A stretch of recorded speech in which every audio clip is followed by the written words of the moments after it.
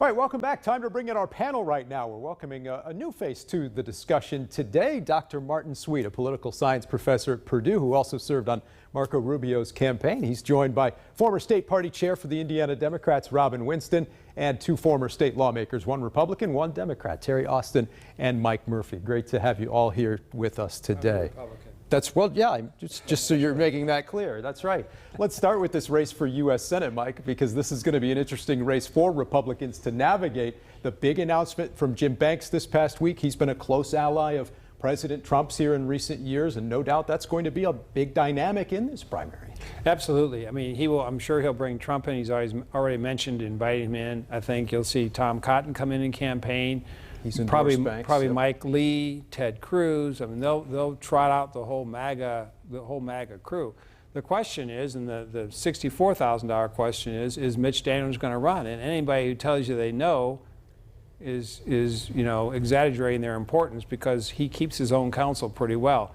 It might be the $64 million question in this race, by the way. I hope he runs, and if he does run, I'll back him, but we'll wait and see. Terry, you served in the General Assembly with Jim Banks. Of course, he was in the state Senate. You were in the House. What was your sense then of his ability and ambition, and in what ways have you perhaps seen that evolve politically here in recent years? Well, he was there for a short time. He was deployed. His wife took his spot. I think Jim was very ambitious. I think he always had his eye on Washington, and this is not surprising to me at all. And I think people who know him or served around him, it's a leap to make a statewide run, though. He's a congressman from up north, and to make this leap, I think, is something he needs to think long and hard about. His name recognition across the state may not be as great as he thinks it is. It may not be, obviously, as great as Mitch Daniels is potentially. Martin, of course, Purdue's former president, who you only overlapped with at Purdue there for a short while. He may get in this race as well, of course. How do you see this shaking out politically, with a lot of Indiana Republicans perhaps caught in the middle, right, between endorsing someone like Congressman Banks or former Governor Daniels if he does get in? Right. Well, Daniels is sort of the big name in the state, well revered. When I moved to the state, I took my first trip to the BMV and thought, wow, what is this state all about? And said, oh, that was Mitch Daniels who did that. So I think voters here really know him, they appreciate him. But the question is Mitch Daniels where the party is today? And that's going to be the big issue. Banks may have his thumb much more on the primary electorate, whereas Daniels would probably be a great general election candidate. The question is, can Daniels beat him in a primary and get to that general? Robin, that's kind of what I was going to ask you about here as we get your view from your side of the aisle. Is someone like Daniels seen as a more difficult opponent for Democrats in the general election, given his success at the ballot box when he ran for a second term and won convincingly?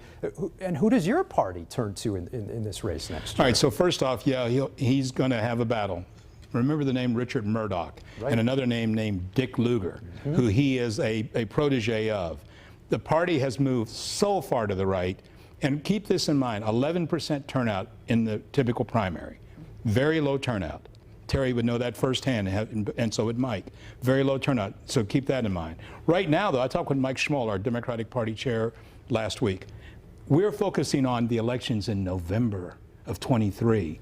That's what I did when I was state chair when Frank O'Bannon was governor. We won the races for mayor as a prelude to governor and Senate. These guys are already leapfrogging into 24, and that kind of shows me, you asked about ambition, that's putting their ambitions ahead of their party right off the bat. Well, we're already in that 24 cycle right now, no doubt about it. Let's turn to the State House here, where this past week the Indiana Supreme Court held a hearing on the state's new abortion law, currently held up in the courts.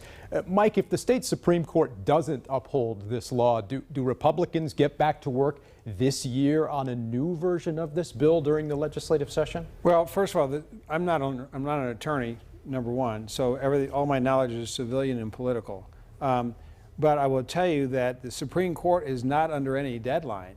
Right. And they may not decide until after the session. They could very easily wait till June or whenever they want to, whenever they darn well please. And so if they were to decide during the session, I think it'd be a bad move politically because it would just cause the session to, boil up, and that would all anybody would talk about from that moment that decision was made until April 29th. I suspect they wait until after the session's over. We'll see what happens. Terry, where do you see this headed? And did you hear anything from the justices this past week that give you any hope when it comes to this law potentially being overturned? Well, I think what we can expect, I hope that they do take their time.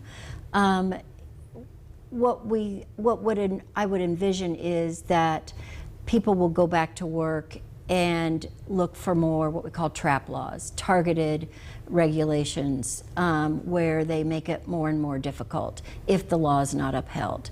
And that's the kind of thing that they could call a special session, whether the governor's willing to do that for a second straight year.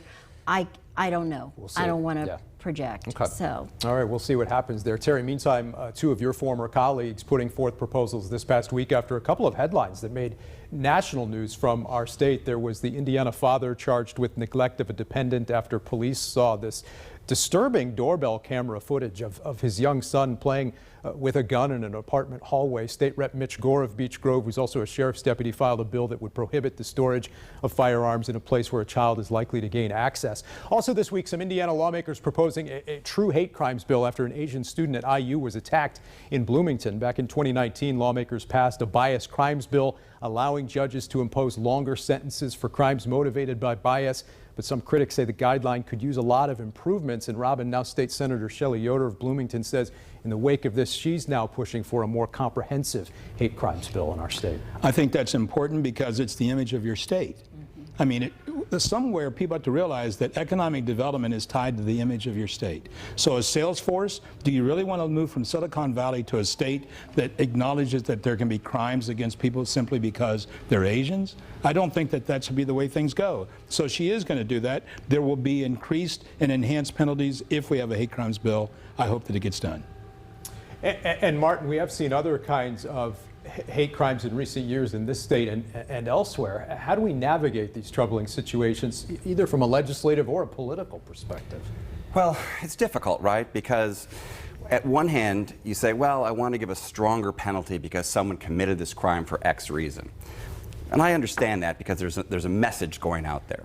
But on the other hand, you're saying, am I going to give somebody a break because they stabbed somebody for a different reason? So the husband who stabs his wife, is that less hateful than this other crime? I mean, maybe we ought to focus really on the violence itself rather than having the state sort of police the messages in somebody's head. Certainly, Terry. Mike, we'll see how this discussion plays out in the legislature. I know these were some issues that came up during your time there as well. I don't think that, given the makeup of the General Assembly, either of these issues will see much traction.